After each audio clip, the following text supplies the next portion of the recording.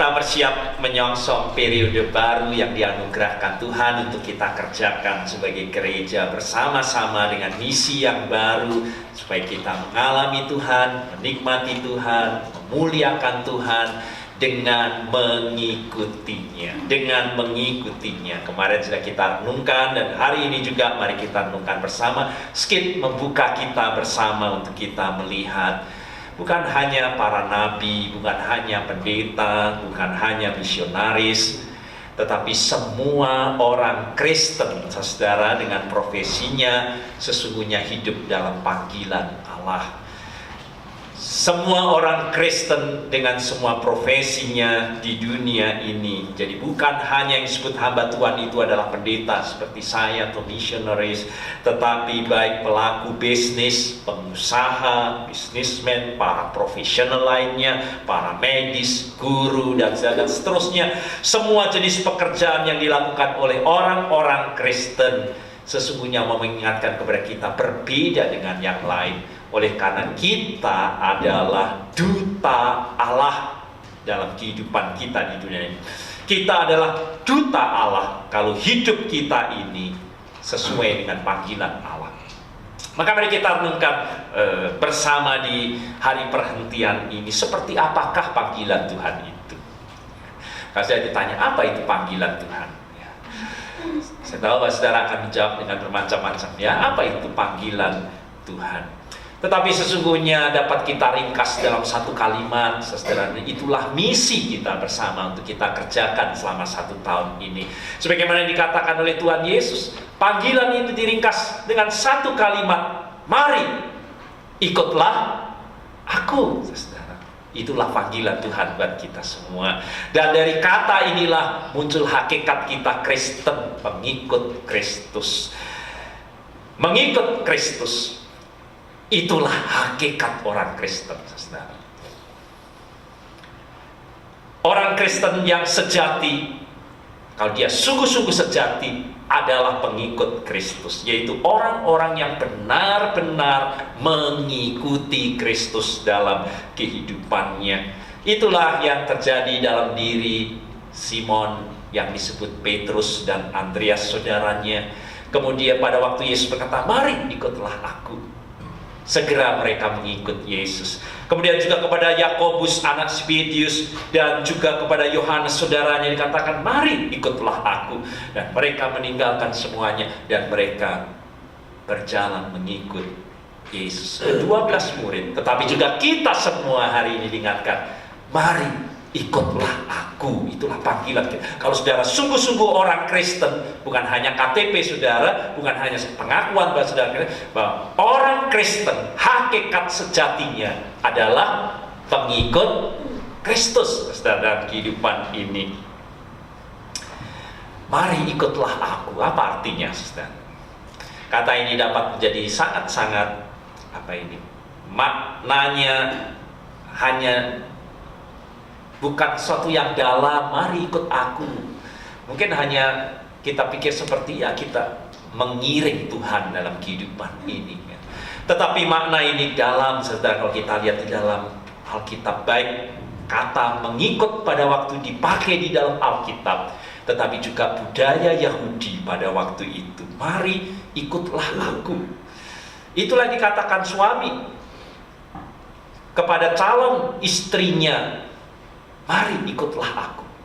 Itu bukan sekedar mengiring, saudara. Itu berarti dia sungguh-sungguh mau menjadi suami istri. Ikutlah aku. Secara harafiahnya, kalau sudah baca dalam bahasa aslinya itu, mari ada di belakangku, atau mari berjalan di belakangku. Apa artinya itu, saudara? Bukan sekedar kita mengiring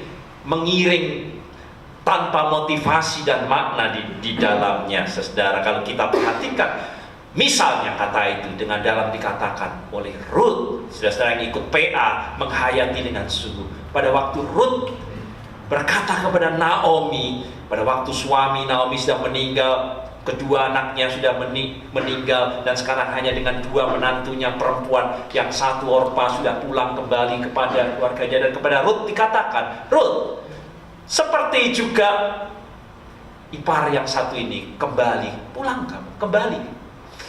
Tetapi Rut berkata demikian,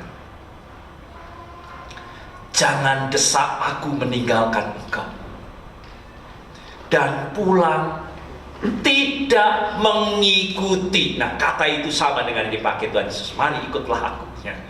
Dan tidak mengikuti engkau. Dan kita lihat ayat berikutnya, bukan sekedar mengiring seperti katakan, sebab kemana engkau pergi, ke situ juga aku pergi. Di mana engkau bermalam, di situ juga aku bermalam. Bangsamulah bangsaku. Dia bangsa Moab, saudara. Tapi dia sekarang berkata, sekarang ku tinggalkan bangsa Moab. Bangsamu, Yahudi, itulah bangsaku. Allahmu, itulah Allahku. Di mana engkau mati, aku pun akan mati di sana. Dan lihat ini, ya. Di mana engkau mati, aku pun akan mati di sana. Dan di sanalah aku dikuburkan. Tidak ada sesuatu apapun yang memisahkan aku dari engkau, selain daripada maut. Coba saudara hayati, kapan saudara pernah mengucapkan kata-kata itu? Saya rasa buat saudara yang menikah mengucapkan kata itu bukan. Seperti Yeremia, dalam kitab Yeremia 2 pasal 2 ayat yang kedua, di situ katakan mempelai wanita yang mengikuti mempelai pria. Begitu pula sampai dengan hari ini dalam liturgi gereja, seorang ayah memegang anaknya berjalan perlahan-lahan, sedang calon mempelai pria menanti di samping, dan kemudian setelah dekat diangkatnya tangan daripada anaknya dan diserahkannya kepada mempelai pria, dan mempelai wanita itu mengikuti mempelai pria, mengikuti, bukan sekedar mengiring. Ini makna yang sangat dalam. Apa makna mengikuti? Mengikuti itu berarti, saudara, sungguh-sungguh mengasihi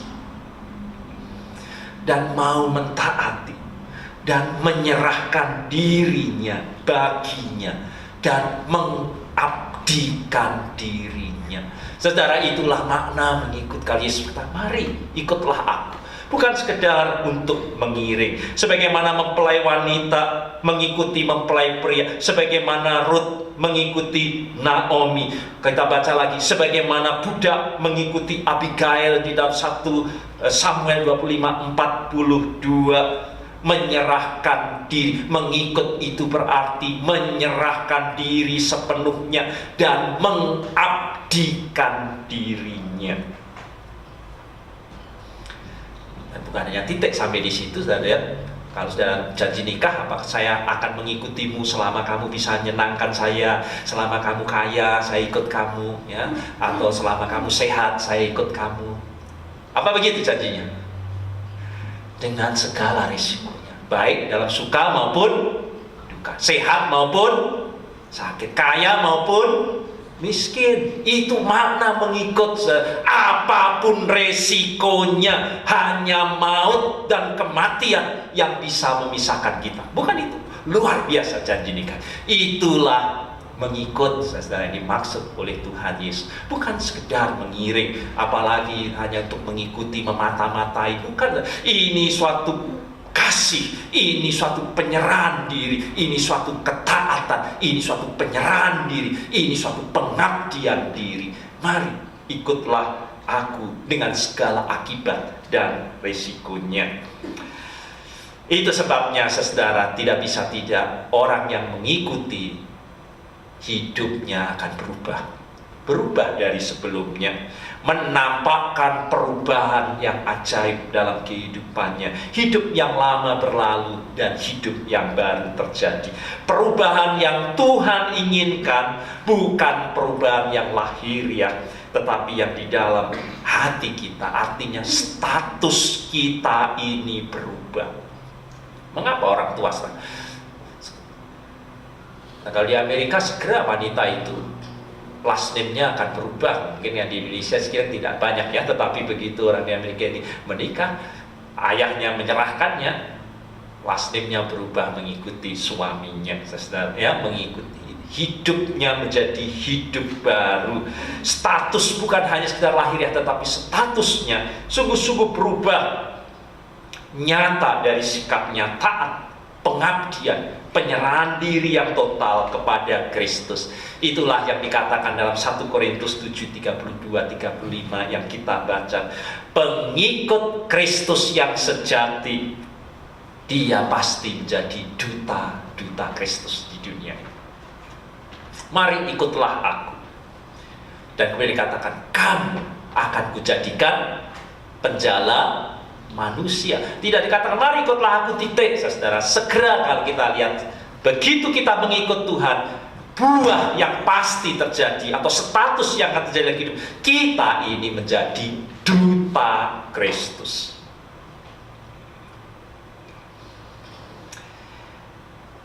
Kalau kita lihat di dalam 2 Korintus pasal 5:20 dikatakan demikian.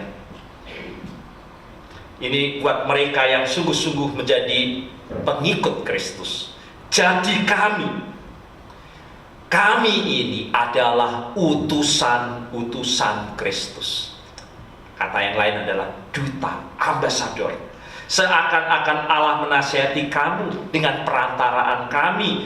Dalam nama Kristus kami minta kepadamu, berilah dirimu didamaikan dengan Allah. Itulah seluruh kiprah kehidupan dari para pengikut Kristus. Dia adalah duta Kristus. Kita mulai pada waktu bangsa Israel, saudara. Bangsa Israel keluar dari Mesir. Mereka keluar karena mengikuti panggilan Allah, ya. Allah memanggil mereka untuk mengikuti mereka, dan mereka akan dibawa ke tanah yang penuh dengan susu dan madu. Tuhan memerintahkan mereka pada waktu kemudian mereka sudah mulai mau memasuki tanah perjanjian itu, yang dikatakan adalah engkau akan tinggal di satu negeri ini, Timur Tengah pada waktu itu, tetapi jangan kamu mengikuti kehidupan bangsa-bangsa yang disebut kafir pada waktu itu yang tinggal di situ.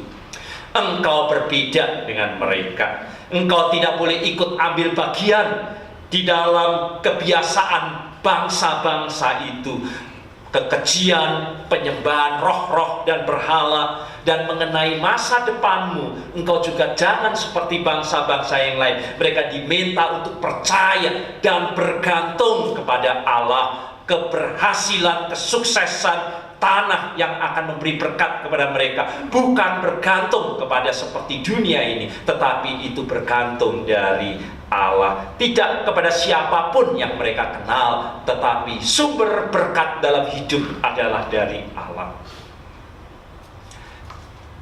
Mereka tidak boleh kompromi, mereka tidak boleh menyembah kepada Allah lain. Mereka hanya beriman dan percaya kepada Allah. Saya baca Ulangan pasal 18, 15 sampai dengan 20. Apa artinya itu?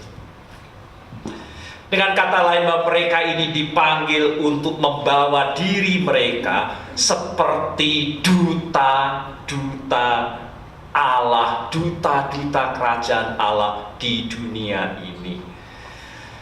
Dan dimanapun kita berada, mari kita hayati inilah jati diri kita, termasuk dari tinggal di San Jose di Amerika ini. Dan mungkin mau saya masih warga negara Indonesia, saya hanya permanent resident atau sudah jadi warga negara Amerika di sini. Tapi apapun saya tinggal di dunia ini, saudara, bukan milik dunia ini, sudah bukan bagian dari dunia ini. Saudara hanya duta Allah di dunia ini. Itu yang mau ditegaskan Alkitab kepada kita. Kalau status kita ini mengikut Kristus, sungguh-sungguh pengikut Kristus, status kita ini bukan warga negara dunia ini. Kita adalah sekedar duta Kristus, duta kerajaan Allah yang hidup di dunia ini. Satu kali saya setir mobil dan saya tertarik karena tepat di depan saya plat mobilnya itu istimewa. Tulisannya adalah CC, ya, CC, lalu diberi nomor begitu rupa. Itu muncul di benak saya, sehingga saya pulang saya coba cari apa itu. Ada plat nomor istimewa CC seperti itu, warnanya juga lain, ya, begitu. Ternyata setelah saya lihat search di internet, itu artinya adalah Corps Consular, ya, Corps Consular.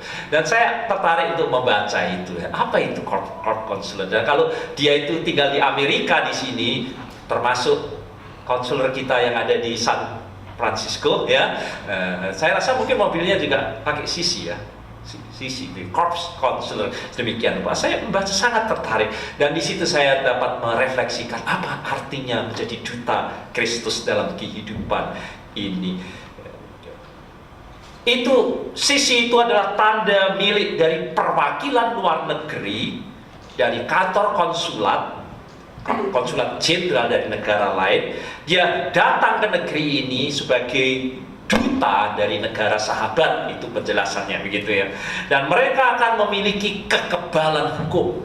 Ya, satu-satunya yang tidak akan bisa dikenai hukum di negeri, karena dia dikatakan memiliki kekebalan diplomatik atau diplomatic immunity, yang artinya mendapat jaminan perlindungan dan tidak bisa dikenai hukum yang berlaku di negara di mana dia ditugaskan. Saya baca sepintas sangat menguntungkan ya, sedemikian rupa. Tetapi saya hayati ini menjadi sangat wajar karena tugas mereka memang tidak mudah. Meskipun Konsulat Jenderal Indonesia tinggal di Amerika, tetapi dia bukan untuk hidup mempresentasikan Amerika. Dia hadir di sini hanya sebagai duta Indonesia. Meskipun tinggal di Amerika, dia adalah duta dari negara yang diwakilinya. Dan segala sesuatu yang dilakukan bukan untuk mempresentasikan, mungkin dia tinggal di Amerika untuk mempresentasikan Amerika, tetapi mereka hadir di Amerika ini untuk mempresentasikan negara di mana dia mewakilinya, negara yang diwakilinya. Sebagai duta, dia juga tidak mengurus kepentingan Amerika, tetapi dia mengurus kepentingan dari negara lain di mana dia menjadi bagian. Jika perilakunya jelek, yang jelek bukan hanya dirinya, tetapi juga negara yang diwakilinya. Bukan hanya dirinya, tetapi juga termasuk seluruh anggota keluarganya yang turut tinggal di tempat di mana dia ditugaskan.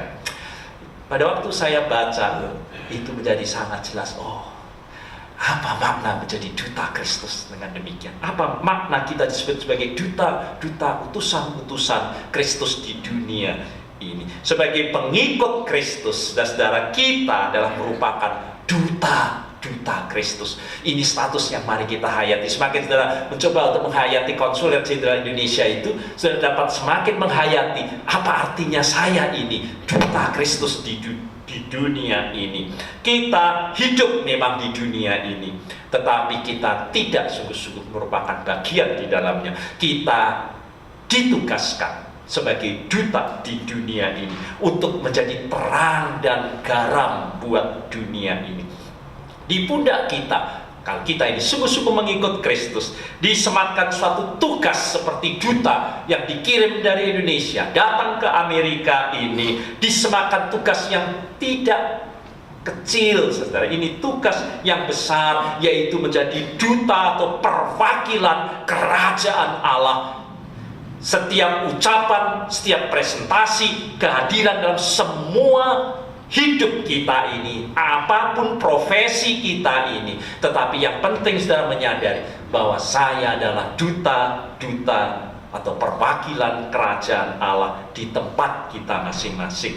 Seperti halnya duta besar mewakili negaranya di negara lain, demikian pula kita diutus di tempat di mana kita berada untuk mengurus kepentingan kerajaan Allah dalam kehidupan kita ini.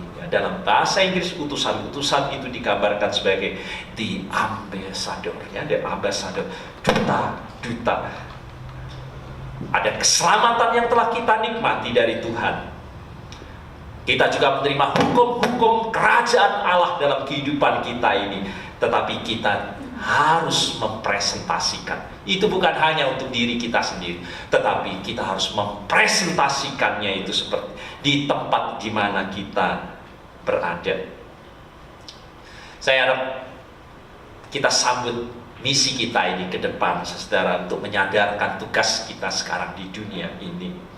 Dalam banyak hal orang akan mengenal pribadi Kristus lewat kita.